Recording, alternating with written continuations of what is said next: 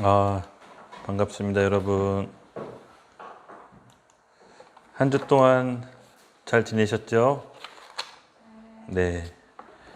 또 이렇게 피곤한 몸을 이끌고 직장에서 열심히 일하시고 또 이렇게 예배 자리에 오신 여러분을 예수님의 이름으로 축복합니다. 네, 오늘 이번 주 말씀은요, 제가 이제 이사야서로 잡았습니다. 오늘 말씀 준비하면서 하나님이 저에게 주셨던 마음이 있었는데요. 바로 우리가 지금 현재 영적으로 많은 위기의 상황을 겪으면서 이런 영적인 위기, 영적인 붕괴의 위기에 제동을 걸라라는 이렇게 마음을 주셨어요. 그래서 어떻게 보면은 지금 이 코로나 시기가 좀 장기화되면서 우리 영적으로도 큰 위기가 오고 있잖아요. 그럼 이 위기 시대에 어떻게 보면 우리가 어떻게 이것을 극복해야 될지 나름대로 많이 애를 쓰고 계시지만 그래도 불구하고 뭔가 한편에는 뭔가 좀 무기력해지고 영적으로 좀 힘이 없어지는 것 같은 느낌을 제가 받습니다. 여러분은 어떠신가요? 여러분도 같은 느낌이 좀 드시나요? 아니면 영적으로 충만하신가요? 좀 이런 돌파를 좀 해보고자 사실은 그런 마음이 좀 들었고, 또 어떻게 보면 또 한편으로는 필요한 시기가 아닐 수도 있다. 그러니까 필요할 수도 있겠다, 이 시기가. 이런 생각도 좀 들기도 했어요. 우리가 그동안 우리 신앙을 좀 이렇게 지탱하고 붙잡고 있던 실체들이 하나님이 아닌 다른 것들이 이렇게 점점 좀 드러나고 내 신앙을 유지하고 있던 것들이 무엇인지 좀 그 실체를 좀 파악하는 그런 시간이 오히려 이때 잘 드러난다면 그런 것들을 제고해서 본질로 돌아가는 영적인 회복과 돌파의 시기가 오히려 있지 않을까, 그런 생각을 해봤습니다. 평상시 때는 우리가 잘 몰라요, 사실은. 왜냐면 우리가 익숙했던 예배, 그리고 익숙했던 사람들, 또 익숙했던 공동체, 그 안에 있으면은 어떻게 보면 우리가 지금 영적으로 좋은지 나쁜지 잘 이제 분간하기가 어려운데, 한편으로는 이런 위기 때, 이런 어떻게 보면 영적인 공황 상황 때 정말 내가 붙잡고 있던 것이 무엇인지를 다시 한번 더 정확히 파악해서 하나님을 더 굳게 붙잡고 본질로 돌아가는 그런 시간이 되었으면 좋겠습니다. 이사야서 말씀을 오늘 제가 읽어 드릴게요. 조금 본문이 길긴 한데 기도하면서 꼭 이 말씀을 좀 필요하다라고 생각이 들었습니다. 제가 읽겠습니다. 11절, 여호와께서 말씀하시되 너희는 무수한 재물이 내게 무엇이 유익하뇨? 나는 순양의 번제와 살찐 짐승의 기름에 배불렀고 나는 숫송아지나 어린 양이나 숫염소의 피를 기뻐하지 아니하노라. 너희가 내 앞에 보이러 오니 이것은 누가 너희에게 요구했느냐? 내 마당만 밟을 뿐이니라. 헛된 재물을 다시 가져오지 말라. 분향은 내게 가증한 것이요. 봐요, 월삭과 안식일과 대회로 모이는 것도 그러하니 성회와 아울러 악을 행하는 것을 내가 견디지 못하겠노라. 내 마음이 너희의 월삭과 정한 절기를 싫어하나니 그것이 내게 무거운 짐이니라. 내가 지기에 곤비하였느니라. 너희가 손을 펼 때에 내가 내 눈을 너희에게 가리고 너희가 많이 기도할지라도 내가 듣지 아니하리니 이는 너희의 손에 피가 가득함이라. 너희는 스스로 씻으며 스스로 깨끗하게 하여 내 목전에서 너희 악을 행실을 버리며 행악을 그치고 선행을 배우며 정의를 구하며 학대받은 자를 도와주며 고아를 위하여 신원하며 가부를 위하여 변호하라 하셨느니라. 여호와께서 말씀하시되 오라, 우리가 서로 변론하자. 너희의 죄가 주홍 같을지라도 눈과 같이 씌어질 것이요 진홍같이 붉을지라도 양털같이 희게 되리라. 너희가 즐겨 순종하면 땅의 아름다운 소산을 먹을 것이 너희가 거절하면 배반하면 칼에 삼켜지리라. 여호와 입의 말씀이니라. 신실하던 성읍이 어찌하여 창기가 되었는고 정의가 거기에 충만하였고 공의가 그 가운데 거하였더니 이제는 살인자들 뿐이로다. 내 은은 찌꺼기가 되었고 내 포도주에는 물이 섞였도다. 내 고관들은 패역하여 도둑과 짝하며 다 뇌물을 사랑하며 예물을 구하고 고아를 위하여 신원하지 아니하며 과부와 송사를 수리하지 아니하는도다. 그러므로 주 만군의 여호와 이스라엘의 전능자가 말씀하시되 슬프다. 내가 장차 내 대적에게 보응하여 내 마음을 편하게 하겠고 내 원수들에게 보복하리라. 내가 또 내 손을 내게 돌려 내 찌꺼기를 잿물로 씻듯이 녹여 청결하게 하며 내 혼잣물을 다 제하여 버리고 내가 내 재판관들을 처음과 같이 내 모사들을 본래와 같이 회복할 것이라. 그리고 후에야 내가 의의 성읍이라 신실한 고을이라 불리리라 하셨나니 시온은 정의로 구속함을 받고 그 돌아온 자들의 공의로 구속함을 받으리라. 그러나 패역한 자와 죄인은 함께 패망하고 여호와를 버린 자도 멸망할 것이니라. 너희가 기뻐하던 상수리 나무로 말미암아 너희가 부끄러움을 당할 것이요 너희가 택한 동산으로 말미암아 수치를 당할 것이며 너희는 잎사귀 마른 상수리 나무 같을 것이요 물 없는 동산 같으리니 강한 자는 사물하기 같고 그의 행위는 불티 같아서 함께 탈 것이나 끌 사람이 없으리라. 아멘. 네, 우리 이사야서 첫 장 말씀으로 돌아가 주시면 좋겠는데요. 여러분 이사야서 말씀을 통해서 좀 받는 느낌이 어떠셨어요? 이사야서 말씀은 사실은요 심판의 말씀입니다. 오늘 이사야서 본문을 통해서 여러분이 좀 감지하셨겠지만은 한 국가가 하나님 앞에 범죄하여, 이 국가는 이스라엘 백성을 말하는 거죠. 하나님께 심판 직전에 어떤 상태에 머물러 있었는지를 이사야 선지자를 통해서 알 수가 있습니다. 이사야서를 이제 공부하면서 알았던 사실인데요. 재밌는 것은 이사야서가 하나님께 어떤 메시지를 받았냐면요. 이 백성이 심판이 정하여졌는데 그 백성한테 가서 회개하지 못하도록 하는 미션을 받아요. 여러분 다른 선지자들은 이스라엘 백성이 범죄했을 때 하나님의 마음을 품고 그 선지자가 이스라엘 백성을 돌아와서 회개해서 회복시키는 게 그 선지자의 미션이었는데 유독 이 이사야 선지자에게는요 하나님께서 그의 미션으로 이스라엘 백성이 회개하지 못하게 하는 게 그의 미션으로 줘요. 그런데 이사야 선지자가 하나님께 이 소명을 받고 굉장히 당황하는 기색이 역력한데 우리 6장을 제가 살펴보도록 하겠습니다. 네, 6장에 보시면요 위에 하나님과 이사야가 만나서 사명을 주는 장면인데 잘 들어볼게요. 이사야서 6장에서 12절입니다. 여호와께서 이르시되 가서 백성에게 이르기를 너희가 듣기는 들어도 깨닫지 못할 것이요 보기는 보아도 알지 못하리라 하여 이 백성의 마음이 둔하게 하여 그들의 귀가 막히고 그들의 눈이 감기게 하라. 염려하건대 그들이 눈으로 보고 귀로 듣고 마음으로 깨닫고 다시 돌아와 고침받을까 하노라 하시니로 내가 이르되 주여 어느 때까지니까 하였더니 주께서 대답하여시되 성읍들이 황폐하여 주민이 없으며 가옥들에 사람이 없고 이 토지가 황폐하게 되며 여호와께서 사람들을 멀리 옮기셔서 그 땅 가운데 황폐한 곳이 많을 때까지니라. 아멘. 이사야서 6장 보면 하나님이 이사야서를 부르죠.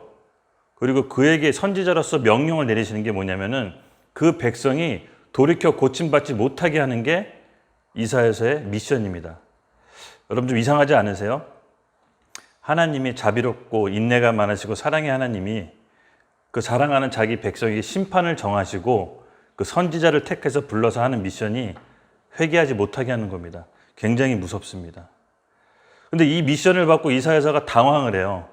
아니 그런 사역을 언제까지 해야 됩니까? 라고 하나님께 되묻죠. 내가 이래요 주여 어느 때까지니까 하였더니 주께서 대답하실 때 하나님이 이미 마음을 고정해 버리셨어요. 성읍들은 황폐하여 주민이 없으며 가옥들에게 사람이 없고 이 토지는 황폐하게 되며 여호와께서 사람들을 멀리 옮기셔서 이 땅 가운데 황폐한 곳이 많을 때까지니라. 하나님 마음을 정하셨죠. 그러니까 기다리고 회개하는 게 아니라 이미 정했는데 어느 때까지 하니까 완전히 다 황폐해지고 사람들이 없어질 때까지 너는 그 사역을 해라. 이스라엘 백성이 아무도 돌아오지 못하게 고침받지 못하게 하라는 게 이사야 선지자의 미션이었습니다. 굉장히 당황스럽겠죠. 여러분 근데 이런 것들이 사실은 한 국가로 인한 하나님의 심판이지만 우리 개인적인 심판도 오늘 이 말씀을 통해서 유추해 보고 싶어요. 그러니까 심판이라는 것은 사실은 어떻게 보면 국가나 개인이나 어느 단체나 큰 재앙이긴 하지만 그 심판에 이르기까지 그 과정을 살펴보면은 오히려 하나님의 사랑을 엿볼 수가 있거든요. 영적으로 깨어있고 분별하지 못하면 어떻게 보면 우리 또한 지금 심판의 상태에 있는지도 모르는데 그것을 감지하지 못하는 이스라엘 백성처럼 될 수가 있기 때문에 오늘 이 코로나라는 전대미문의 이 상황 속에 우리가 영적으로 안심할 것이 아니라 오늘 이사야서 말씀을 통해서 뭘 점검하고 우리가 다시 분별해야 되는지 다시 한번 영적 각성이 일어났으면 좋겠습니다. 오늘 소수 멤버만 이 메시지를 듣게 됐는데 그렇게 듣는 이유가 있는 것 같아요. 우리 이사야서 다시 말씀 1장 11절 말씀 다시 한번 되돌아가 주세요. 네. 네.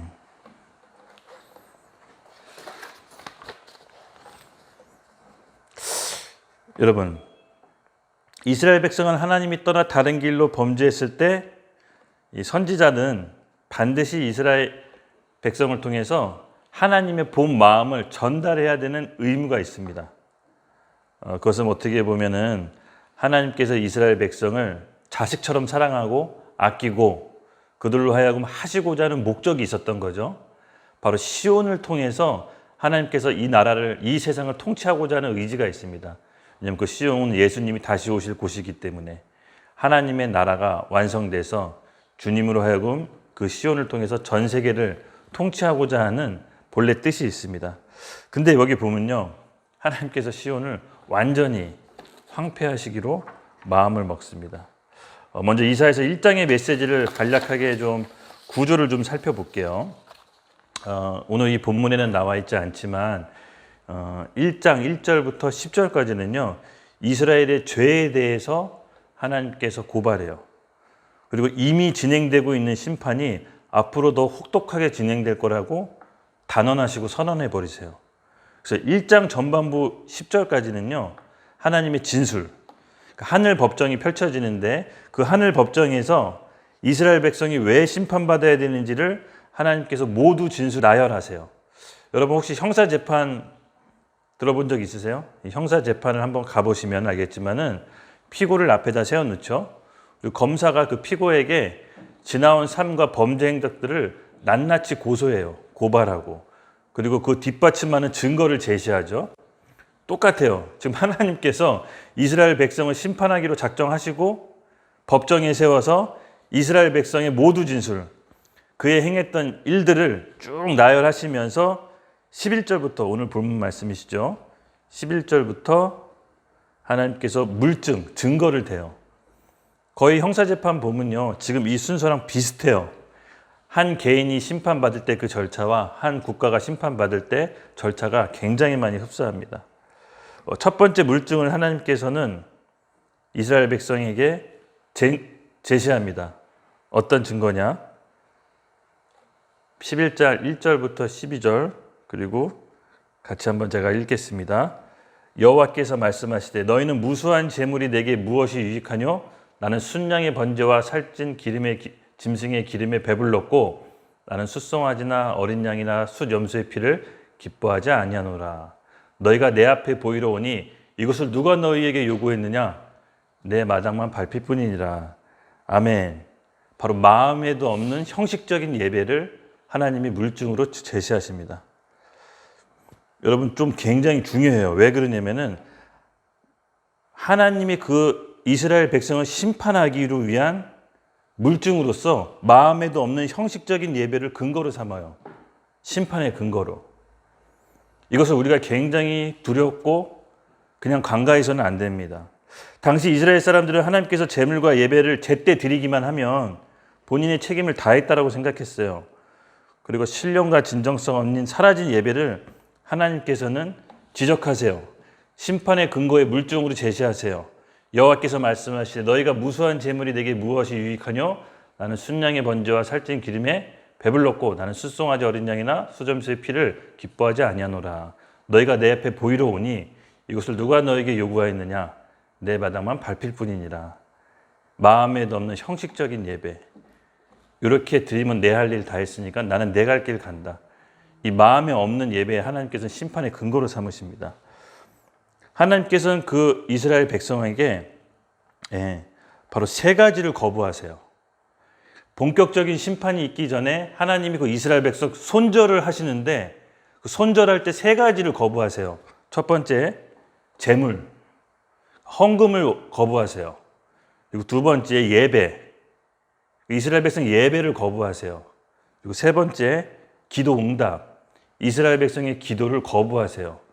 사람으로 따지자면요, 그의 관계성을 먼저 끊을 때 대화하고 카톡하고 뭐 어떤 만나고 교제하는 것부터 끊으시는 거야. 똑같아요, 하나님이. 지금 이스라엘 백성은 심판하기 전에 본격적으로 손절에 들어간 거예요. 마음에도 없는 형식적인 예배 거부하고 기쁨이 없는 제물, 그 기쁨으로 자원해서 드리는 그런 하나님께 감사하며 드리는 예물이 아니라 예물했으니까 오늘 됐지, 요 정도 띄었으니까 좋지, 내 삶의 주인이 하나님이라는 그 마음이 예물로 들어가야 되는데 그것이 아니라 난 이만큼 벌고 요 정도 하나님 드렸으니까 나머진 괜찮겠지라는 떨거주듯이 그런 기쁨이 없는 재물에 대해서 하나님께서 심판의 근거로 삼으십니다. 예, 아까도 얘기했죠. 형식적인 예배. 누굴 위한 예배인지 모르겠어요. 그냥 예배는 드리고 전처럼 똑같이 하고 똑같이 퍼포먼스 하는데 마음에 우러난 감사가 없어요. 하나님께 드리는 예배인지 자기 자신을 보여주려고 하는 예배인지 분간이 안 되는, 이미 너무나도 익숙해져 버려가지고 그 예배의 주인이 누군지도 모르겠는, 안 드리면 찝찝하고 또 그냥 뭐 대충 드리자니 좀 그렇고, 그래서 어쩔 수 없이 드리는 예배가 이미 너무 형식화돼서 하나님께 아무런 감동이 안 되는 예배, 그것이 심판의 근거로 삼으시고, 마지막 기도를 거부합니다. 기도 거부는 여기 15절에 나와 있는데요. 너희가 손을 펼 때 내가 내 눈을 너희에게 가리고 너희가 많은 기도를 할지라도 내가 듣지 아니하리니 이는 너희의 손에 피가 가득함이다. 하나님과 이게 교감하지 않는, 감사하지 않는 기도, 의례적으로 드리는 기도, 늘 했으니까 드리는 기도, 오늘 요 시간 기도했으니까 다음은 이렇게 살아도 되겠지, 이런 어떤 형식에 급급한 기도가 하나님께서는 교감이 없는 거죠. 이 사람하고 1대1 관계에서도 여러분 이렇게 대화하면서 교감하잖아요. 그리고 눈빛 보고 말투 보고 뉘앙스 감정 보고, 아 지금 저 사람이 내 말을 듣고 있구나, 우리 대화가 충분히 교감하구나, 뭐 이런 교감 속에서 우리가 더 깊은 대화를 나누고 내 속마음을 나누는데, 중요한 거는 상대방과 교감하지 않고 내가 하고 싶은 얘기만 해요. 그리고 됐다 이렇게 끝내버려요. 내가 하고 싶은 얘기만 했으니까 대화는 없다. 그러니까 하나님이 그런 기도를 받기 원하지 않는 거예요. 여러분, 심판하기 전 하나님이 3가지 거부를 이스라엘 백성으로부터 시작해요. 우리 가운데 이런 모습이 있지 않을까 싶어요. 만약에 뭔가 예배가 우리의 모르게 형식화되고 고착화되어 있고 의례적인 행사처럼 부담스럽게 느껴진다거나, 또는 기도가 뭔가 하나님과 교감 속에서 성령과 교통으로 기도할 때마다 감동이 되고 감사의 눈물이 나고, 뭔가 그런 거 없이 시간 때우는 기도, 또 헌금을 드리더라도 뭔가 내 거 먼저 챙겨놓고 그 다음 나머지 하나님 드리고, 또 하나님 드리면서 또 뭔가 찜찜하고, 뭐 이런 것들이 있다면 여러분 잘 들으세요. 심판의 전 단계로 하나님께서 손절하시는 증거일 수도 있어요. 빨리 회복하셔야 돼.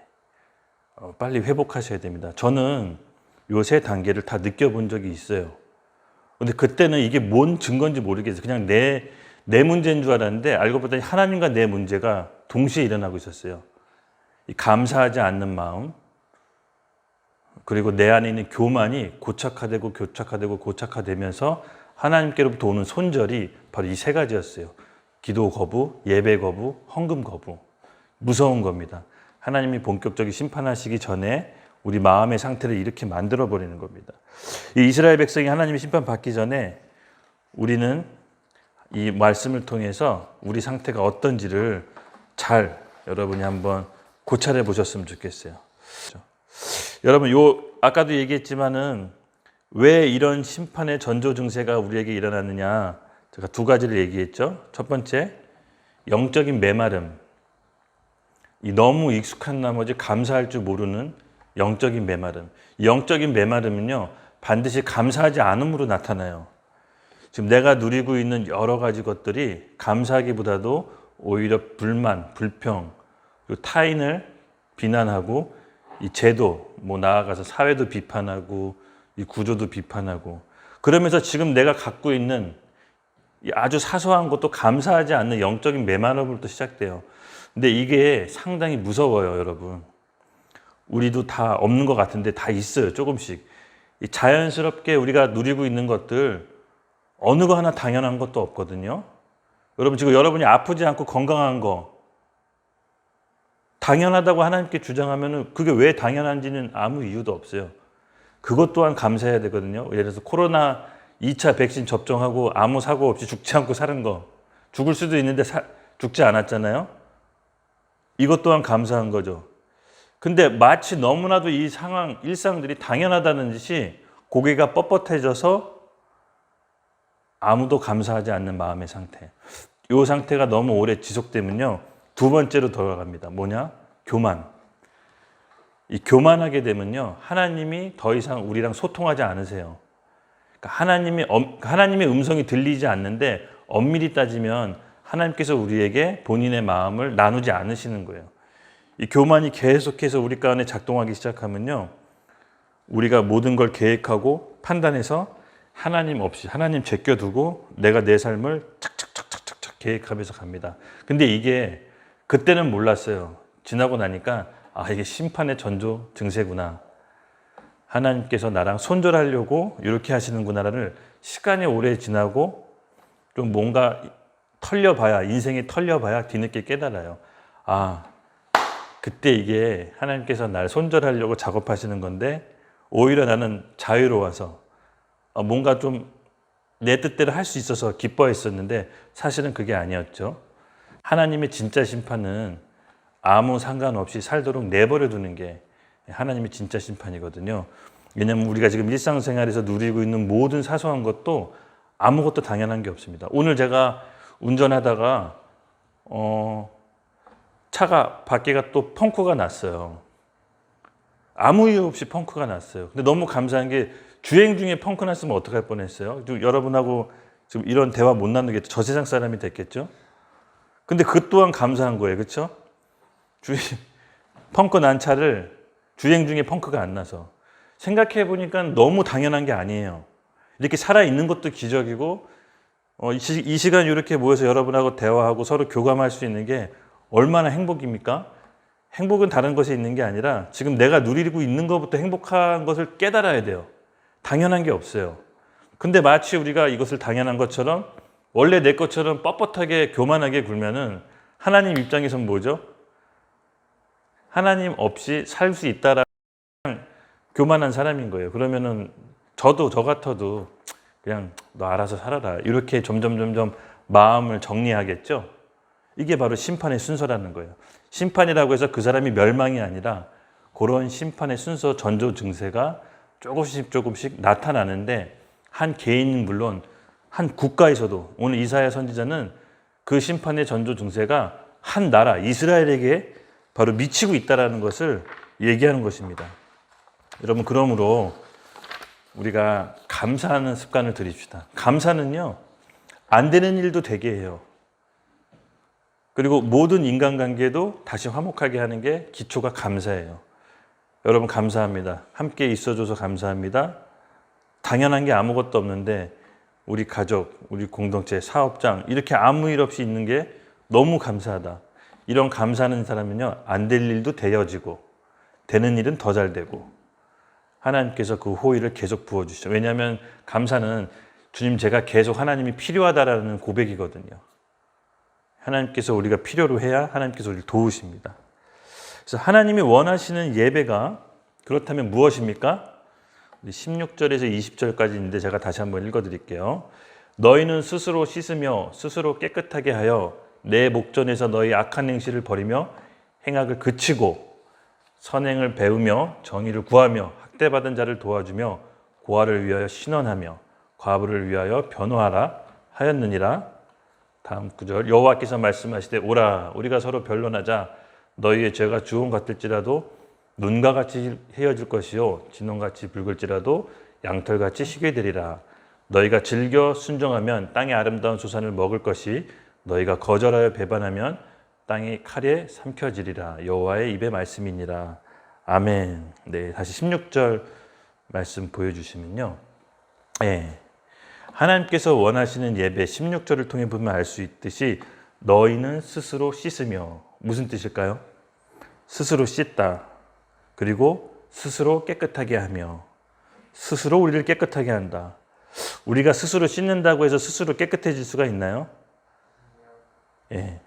바로 너희는 스스로 씻다는 무슨 뜻이냐면요. 지금까지 우리의 삶의 방식을 정리하라는 뜻이에요. 예. 내 삶의 세상적인 가치관, 하나님께 주권으로 드리지 못했던 부분을 이제 정리하라는 겁니다. 가치관이 바뀌지 않으면 여러분 영생이 없습니다. 우리 부자 청년 있죠? 부자 청년이 영적으로 굉장히 관심이 많고 갈급해서 예수님을 만났을 때 바로 물어봐요. 영생을 얻으려면 어떻게 해야 됩니까? 그랬더니 예수님이 너 부모 그리고 가난한 사람 도왔냐? 율법은 지켰냐? 그 부자 청년이 당당하게 얘기합니다. 지금까지 태어나서 율법 한 번도 어긴 적 없고 그 율법에 나와 있는 모든 걸 지켰습니다. 예수님이 어떻게 하시죠? 반전, 갖고 있는 재물 모두 팔아 가난한 사람에게 나눠주고 나를 따르라. 근데 이 부자 청년은 어떻게 했죠? 근심하며 돌아갔다 그래요. 근심하며. 그것만큼은 못 내어주는 거예요. 예수님은요, 그 예수님과 버금가는 주인이 누군지를 물으세요, 우리에게. 그리고 그것을 버리고 와야 예수님의 제자가 될 수가 있는데, 우리가 이 신앙생활 하면서 아무렇지도 않게 생각해요. 한번 고민도 안 해보고 신앙생활 10년, 20년 하는 사람들 굉장히 많을 거예요. 근데 하늘나라는 대가가 따릅니다, 여러분. 크고 작은 대가를 지불해야 하나님을, 예수님을 따라갈 수 있는 거지, 나는 가만히 있고 예수님 축복받고 사는 삶은 거의 본 적 없어요. 어떤 식으로든 내가 아주 좋아하는 거, 또 내가 갖고 싶은 거, 아주 작은 사소한 거라도 예수님을 위해 대가 지불한 게 있어야 돼요. 그렇지 않으면 예수님의 제자가 될 수 없고 근심하며 돌아가요. 근데 우리 대부분 크리스찬들이 어떤 상태인지 아십니까? 약간 회색 크리스찬. 회색 크리스찬. 아까 우리 서두에 11장 12절 13절 봤죠? 예배는 드려. 기도는 해. 찬양도 하고 셀 모임도 하고 헌금도 드리고 하는데 마음의 중심은 없어. 그거라도 안 하면 벌 받을 것 같아. 근데 마음의 중심은 딴 데가 있고 예배 형식만 있어. 여러분, 이런 게 회색 크리스찬이거든요. 대부분 저는 많은 숫자가 이런 크리스찬이라고 봐요. 아주 사소한 것도 주님, 예수님을 위해 대가 지불하지 않고 예배 형식과 모양은 있지만 진짜 마음은 다른 데다 두고, 몸은 반만 걸치고 마음은 딴 데 있고, 이렇게 생활하는 크리스찬들. 이렇게 오랫동안 생활하다 보면요, 자기 자신을 포장하고 자기 삶을, 자기 신앙을 조작하게 되거든요. 근데 오늘 이 메시지를 통해서 우리가 깨달아야 될 건 뭐냐면요, 이제 그런 회색 크리스찬, 아까 우리 16절 다시 한번 보여주세요.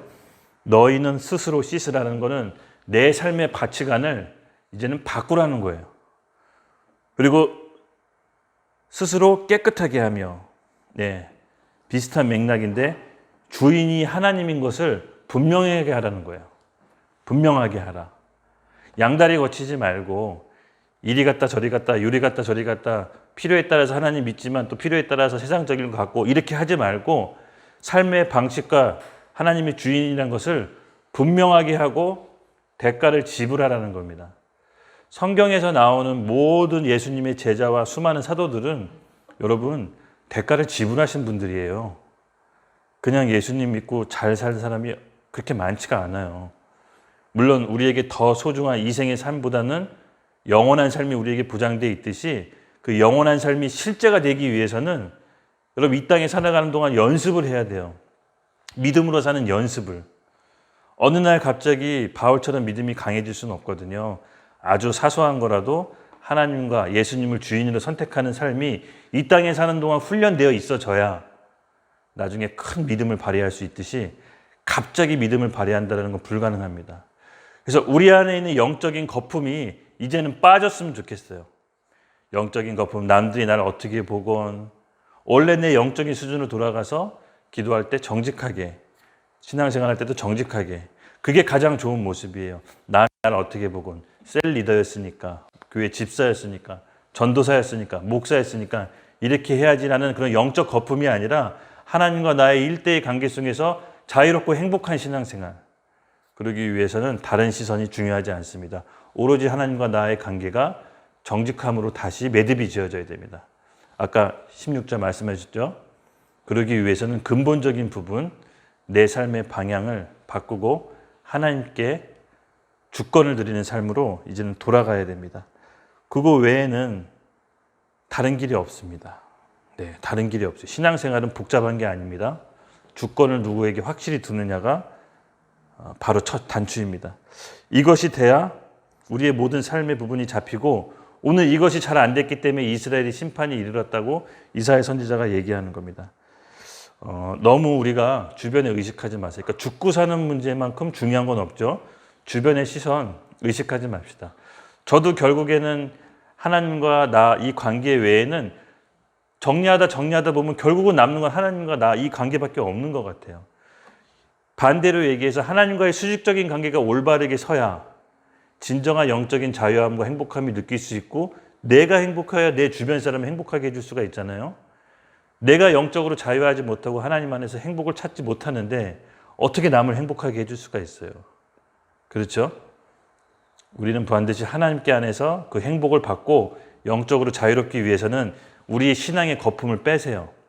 우리의 신앙을 빼서 내가 익숙했던 신앙의 패턴, 내가 익숙했던 종교생활 이런 거품도 이제 의지하지 말고 언제 어디서든 하나님과 교감하며 예배할 수 있도록 100원을 헌금하더라도 내가 가진 전부 돈 그걸 헌금하는 걸 기뻐하는 거지 많은데 그 일부분을 들여서 전부 다 많이 헌금했으니까 요거 드리고 나머지 이런 계산된 마음 이 나눠진 마음들을 이제는 정리할 때가 됐습니다. 왜냐하면 지금은 영적으로 붕괴하는 시기예요. 개인도 영적으로 붕괴하지만 공동체도 영적으로 붕괴해요. 우리가 그동안 기초로 두고 있던 영적인 실체가 뭔지 다 드러나는 때거든요. 이럴 때일수록 굉장히 분별력 있게 하나님과 더 친밀하게 붙잡지 않으면요. 우리가 믿고 있는 실체가 정확하게 뭔지도 모른 채 같이 붕괴가 돼요. 더 깨어 기도합시다. 그러기 위해서는요. 다른 방법 없어요. 내 삶의 가치관과 생활 패턴을 이젠 바꾸고 하나님께 집중하는 겁니다. 그렇게 할 때 하나님께서 우리를 정확하게 이제 인도하실 것입니다. 17절에 지금까지 제가 얘기했던 게 이제 17절 나와 있는 구절인데 선행을 배우며 정의를 구하며 학대받은 자들을 도와주고 고아를 위하여 신원하며 과부를 위하여 변호하라 하였느니라. 16절은 하나님과 나와의 수직적인 관계고요. 그 하나님과 나의 수직적인 관계에서 내 생활 방식과 내 삶의 가치관들을 내려놓고 하나님께 주권으로 삼으면 그 하나님께 내 삶을 드리면 자연스럽게 17절에 나와 있는 것처럼 이웃을 위해 돌아볼 수가 있는 거예요. 가난한 자를 도와주고 고아를 위해 신원하고 과부를 위해 변호하고 하나님과의 수직적인 관계가 회복돼야 수평적인 관계도 하나님 안에서 사랑으로 이루어지는 겁니다.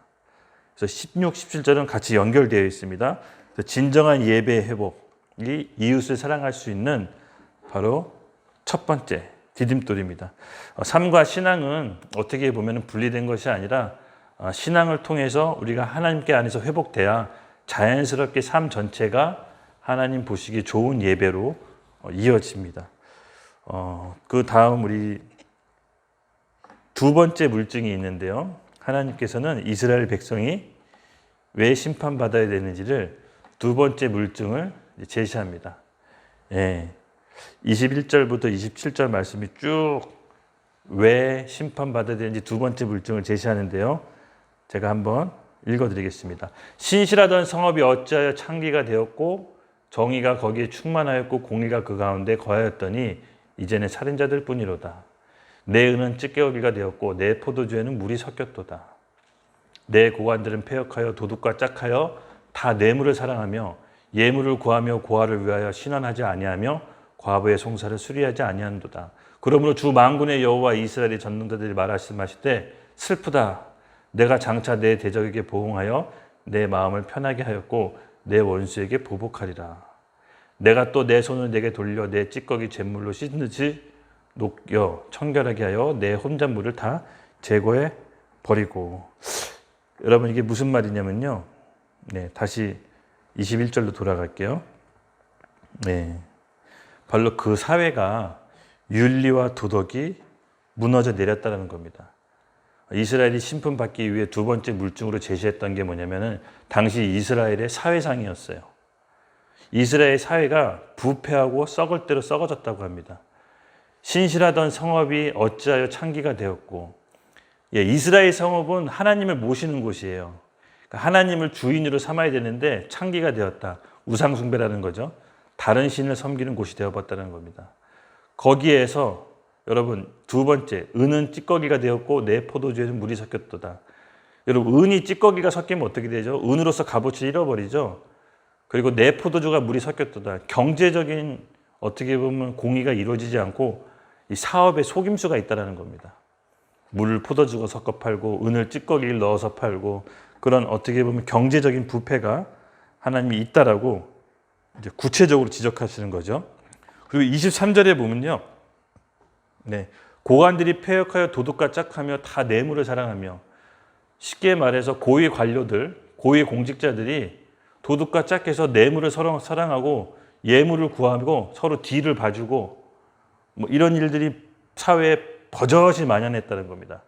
도둑질하고 속이고 일반 백성을 섬겨야 되는 공무원들이 더 그런 일을 앞장서서 뇌물을 받고 부패했다는 거죠.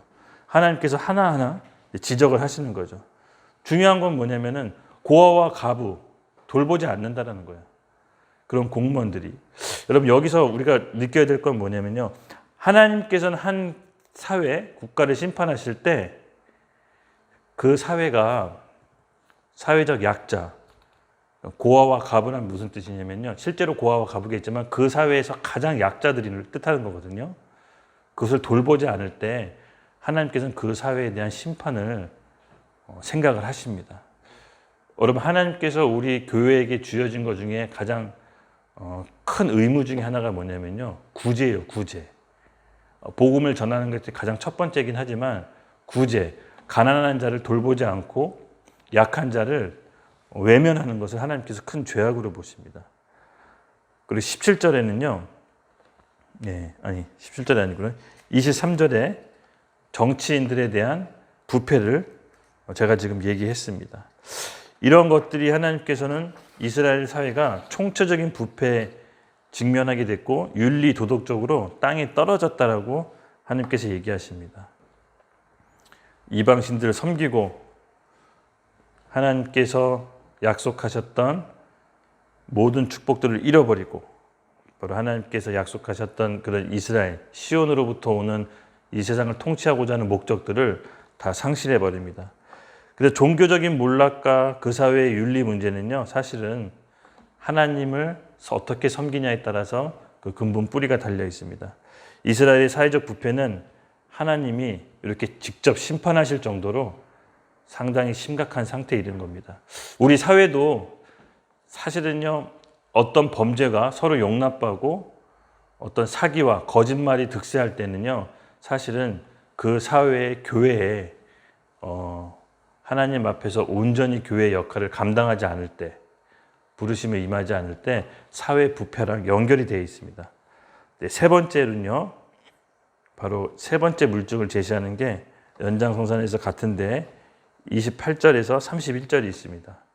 바로 종교적인 혼합주의인데 제가 읽어드릴게요. 그러나 패역한 자와 죄인은 함께 패망하고 여호와를 버린 자도 멸망할 것이니라. 너희가 기뻐하던 상수리 나무로 말미암아 너희가 부끄러움을 당할 것이요 너희가 택한 동산으로 말미암아 수치를 당할 것이며 너희는 잎사귀 마른 상수리 나무 같을 것이요 물 없는 동산 같으리니 강한 자는 사모라기 같고 그 행위는 불티 같아서 함께 탈 것이나 끌 사람이 없으리라. 아멘. 하나님의 백성에 속해 있다고 해서 누구나 하나님의 구속을 체험하는 것은 아닙니다. 분명히 하나님께서는 회개한 자들에게 하나님의 구원을 약속하십니다. 29절에 제시됐던 상수리 나무 있죠. 상수리 나무와 동산은요, 사실은 종교적인 우상, 하나님 나라 그리고 하나님 땅 이스라엘에서 상수리 나무 동산을 뜻하는 것은 종교적인 우상과 혼합주의를 말합니다. 이스라엘이 하나님 안에서 여러 우상을 자리 잡고 있다는 것을 보여주는데 하나님께서는 그것을 통해 이스라엘이 왜 심판을 받아야 되는지를 세 번째 물증으로 제시하십니다. 그래서 여러분 오늘 우리가 같이 배웠듯이 심판이 있기 전에 그 전조 증세들을 하나님께서 1장 11절부터 이렇게 32절까지 계속 나열하세요. 그리고 나서 이사야 선지자를 택하셔서 이 민족, 이 나라가 구원받지 못하도록 그들의 눈과 귀를 막아라라고 미션을 주십니다. 근데 여기서 우리가 잘 알아야 될 것은요, 심판이 끝이 아닙니다. 하나님께서는 심판으로 끝을 두지 않으시고요, 심판과 환난, 고통을 통해서 그 이스라엘 백성 안에 있는 찌꺼기, 종교 혼합주의, 우상 숭배, 하나님께 감사하지 않는 것, 여러 가지 폐역들을 제하시고 분리하셔서 정결케 하고자 하는 게 사실은 하나님의 의도입니다. 그래서 하나님의 백성은 엄밀히 따져서 오늘 하고 싶은 얘기가 바로 이건데요. 심판은 없습니다. 고치시는 거지. 고치셔서 다시 쓰시는 거지 하나님 입장에서 심판은 없습니다. 하나님의 본성과 속성에서 제가 이거 확실히 장담할 수 있는 건 뭐냐면요. 하나님이 약한 게 있는데 바로 그의 자녀 백성에게 약해요. 이 성경 이사야서를 잘 보시면요. 심판을 다짐하고 명령하고 구원받지 못하도록 한다고 해놓고서는 하나님 또 마음이 흔들려요. 또 마음이 흔들려. 그럼에도 불구하고 내 백성이 돌아오면 심판을 무효로 해주세요. 은혜를 또 베풀 거라 그래. 하나님 마음이 왔다 갔다 해. 한편으로는 심판을 해서 아예 없애버리고 싶은데 한편으로는 너무 사랑해서 설사 돌아오면 심판을 또 걷어요. 왔다 갔다 하세요. 근데 그게 하나님 아버지의 부모의 마음인 것 같아. 너무 밉다가도 너무 열받다가도 혹시 다시 돌아오면 또 언제 그랬냐는 듯이 부모님은 또 마음이 수그러들죠. 그게 왜 그러냐면은 어쩔 수 없는 것 같아. 부모님이 가장 약한 게 자식이잖아요. 하나님도 가장 약한 게 그의 사랑하는 백성, 그의 자녀, 바로 저와 여러분에게 가장 약하신 분이세요. 이 전지전능하신 분이 모든 게 완벽하고 실수가 없으신 그 하나님께서 다른 피조물에게 선택의 여지를 주지 않으시는데 오로지 우리에게만 우리의 삶을 살 수 있도록 선택을 주셨거든요. 근데 우리에게만 너무 약하세요. 이 이사야서를 쭉 살펴보면요. 심판을 명령하고 다짐하는데 우리 잠깐 다음 구절 보여줄게요. 하나님께서는요. 다시 마음을 또 되돌리세요. 우리 다음 구절. 다음 구절. 하나님의 심판의 본뜻은 바로 히브리서 12장에 있습니다. 제가 6절부터 8절 읽어드릴게요. 주께서 그 사랑하시는 자를 징계하시고 그가 받아들이시는 아들마다 채찍질하심이라 하였느니 너희가 참음은 징계를 받기 위함이야. 하나님의 아들과 같이 너희를 대우하시나니 어찌 아버지가 징계하지 않는 아들이 있으리요. 징계는 다 받은 것이거늘 너에게 없으면 사생하여 친아들이 아니니라. 제가 아까 서두에 얘기했죠. 진짜 심판은 뭐다? 아무렇게나 살도 상관 안 하고 내버려 두는 게 심판이에요. 죽든 말든 그지가 되든 뭐가 되든. 근데 하나님께서 뭐하세요? 징계 또한 사랑하신다는 거죠. 그렇게 살면 안 되기 때문에 마지막 수단으로 징계하시고 때로는 하나님께서 심판한다고 겁박을 줘도 사실 그의 본뜻은 뭐냐면은 우리를 정결케 하고 깨끗하게 해서 다시 또한 복을 주시게 하기 위한 거예요. 즉 심판이란 과정을 통해서 회복하게 하시는 게 하나님이 우리의 심판을 주시는 목적입니다. 그 얘기를 하기 위해서 하나님께서 이사야를 통해서 구구절절 이스라엘 백성에게 네가 뭘 잘못했고 네가 이렇게 하면 안 되고 결국 이렇게 심판을 당할 건데 어떤 잘못을 했는지 물증을 막 대는 게 뭐냐면요. 제가 받은 마음인데 시간 끄는 거예요. 이렇게 하는 동안 혹시 내 아들이 돌아오면 용서해 주려고 계속 시간 끄는 거예요. 근데 하나님의 속성은 공의로워서 죄랑 섞일 수 없기 때문에 죄는 심판하시는데 죄를 심판할 때 그의 자녀들이 같이 심판받을까 봐 계속 시간을 끌어주시는 거거든요. 혹시라도 이걸 듣고 겁먹어서라도 돌아오라고, 겁을 먹어서라도 돌아오라고. 이런 하나님 아버지의 마음을 우리 중 누가 받는다면 여러분 오늘 이 밤 우리의 삶의 방식과 패턴을 이제는 바꿉시다. 우리 스스로에게도 좀 지칩시다. 우리가 너무 하잖아요. 그렇죠? 하나님을 사랑하고 섬긴다고 하면서 조금만 틈만 나면 죄 짓고 다른 교회 한눈파는 우리의 모습을 한번 보세요. 만약에 내가 하나님이라면 우리를 이렇게 관대할 수 있을까? 우리가 스스로 하나님이라면 우리 스스로에게 관대하지 못할 것 같아. 정말 하나님이시니까 관대한 거죠. 그렇죠? 이사야서를 언제 한번 여러분께서 시간 나실 때 한번 읽어보세요. 정말 표면적으로는 심판을 얘기하고 있지만 그 깊은 뜻 안에는 내 자녀, 내 사랑하는 자녀 너무 사랑해서 살리고 싶고 또 누구라도 건드리면 다 죽는다. 이 얘기를 하시는 거예요. 그래서 언제든지 돌아오라고 하시는 하나님의 메시지 사인이 하나님께서 주시는 바로 회복의 메시지입니다. 여러분 25절, 26절 제가 볼게요. 하나님께서 징계했더니 그러니까 인간은 죄인이 맞는가 봐. 하나님께서 징계했더니 놀라운 결과가 벌어져요. 하나님이 징계를 결심했어요. 근데 놀라운 결과가 벌어집니다. 예, 내가 또 내 손을 내게 돌려 내 찌꺼기를 잿물로 씻듯이 녹여 청결하게 하며 내 혼잡한 물을 다 제거해버리고 내가 내 재판관들을 처음과 같이 내 모사들과 본래와 같이 회복할 것이니라. 그리고 그리한 후에야 내가 의의 성읍이라 신실한 고을이라 불리리라 하셨느니라. 아멘. 왜 심판하시죠? 결국은 우리의 혼잡함, 우리의 여러 가지 나눠진 마음, 우리의 가치관 씻어내서 하나님께서 다시 우리를 의의 성읍, 신실한 고을로 삼아주시려고 그러기 위해서 하나님께서 우리를 징계하시고 심판하신 겁니다. 고로 하나님은 심판의 본래 뜻은 하나님의 위장된 축복이다. 지난 시간 기억나시죠? 약점이 드러났을 때 우리가 약점을 감추지 말자고 하나님께서 우리를 좋게 새롭게 쓰시려고 하는 거거든요. 그러니까 우리가 하나님께서 어떤 징계와 심판을 받는다. 살면서 받을 수 있잖아요. 그렇죠? 살면서 받을 수 있어요. 근데 그 받을 때 하나님께서 우리를 위장된 축복이라고 여겨주세요. 여기세요. 왜냐? 25절, 26절 보시면요. 하나님께서 우리를 깨끗이 쓰시고 의의 성읍으로 신실한 고을로 다시 만드시려고 기본부터 다시 공사하시는 겁니다. 이 공사가 들어갔을 때 낙담하거나 좌절하지 마시고 하나님의 더 깊은 사랑을 느끼는 오늘 여러분 YDP 미니스트리 지체들이 되기를 예수님의 이름으로 축복합니다. 우리 같이 기도할게요. 같이 기도하기 원하는데 우리 하나님께 이렇게 구합시다. 아까 제가 얘기했죠. 아직까지 뭔가 미련을 못 버리고 계신 분들, 하나님을 믿지만 그래도 세상의 미련을 못 버리는 부분이 있다면 여러분 속지 마십시오. 하나님은 우리에게 더 좋은 걸 주시는 분이시지 빼앗는 분이 아닙니다. 단지 내 마음이 정리가 안 됐을 뿐이에요. 우리가 하나님 앞에서 우리의 마음을 정리합시다.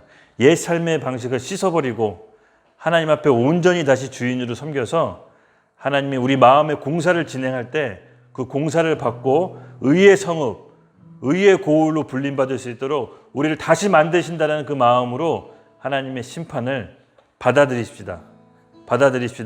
징계는 그의 사랑하는 자에게 임하는 것이라고 했고 징계가 없으면 사생아라고 했어요. 하나님과 아무 상관이 없는 자라고 했기 때문에 만약에 여러분 가운데 징계가 임한다. 또 혹은 심판이 임했다라고 하면 근데 그 심판은 어떠한 모습으로 올지 모르겠어요.